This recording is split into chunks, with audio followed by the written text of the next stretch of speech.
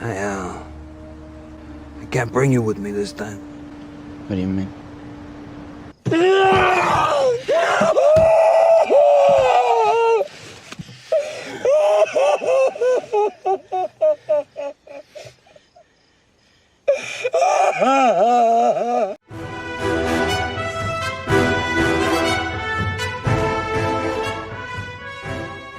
What's up guys, welcome to Superwise. I'm John and the Penguin has officially wrapped up its 8-episode run and wow.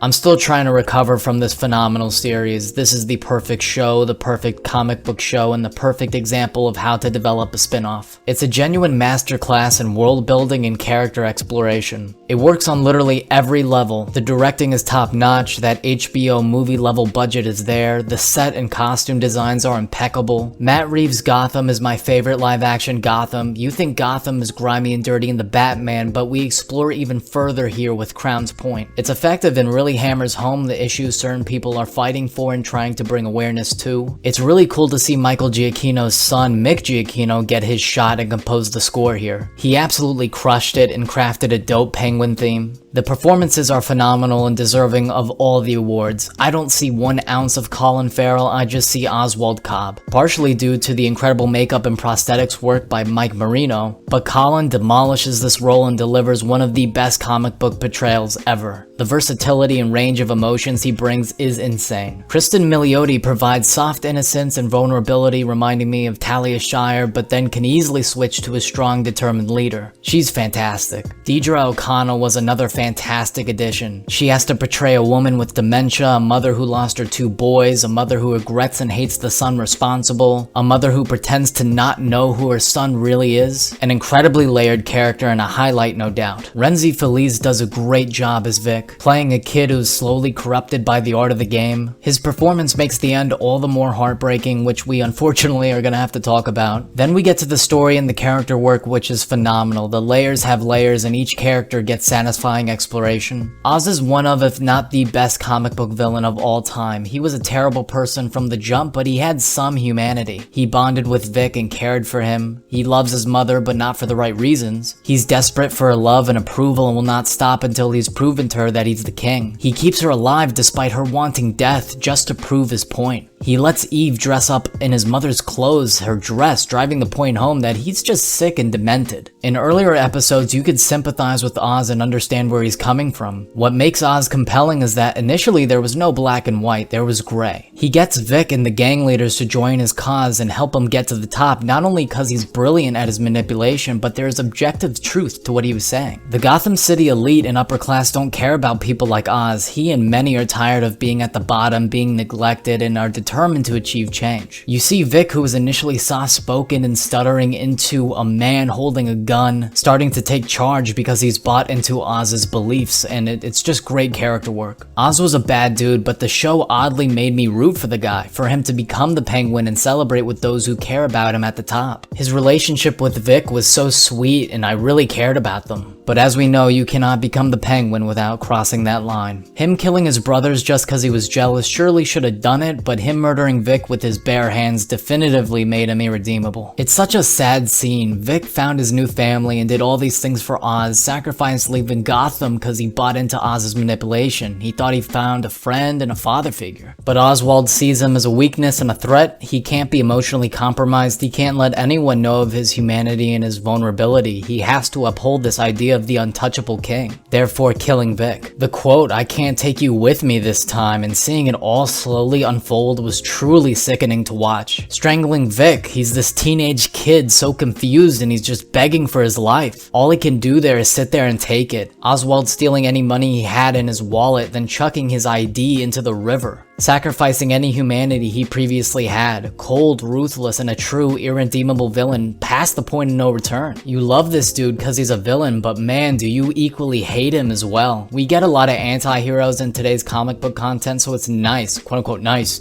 to actually get a villain for a solo project for once. Just seeing the journey from episode 1 to episode 8 is a trip. It hurts my brain, it hurts my heart, it's terrible. The series also does a great job of providing a narrative and recontextualizing what we thought we had a good idea of. Case in point, Sophia, her Arkham episode put everything in a whole new light. There's gray within her too. She orphaned a child and had to see the results of her actions. She realizes she's turning into her father and doesn't want to become it. It's explored beautifully here. The final shot of the bat signal was awesome. In terms of the complaint that there was no Batman, that was the point. We've witnessed the rise of an evil, irredeemable villain with no hero or hope in sight. We're missing a hero, we feel empty, then by the end we get a promise.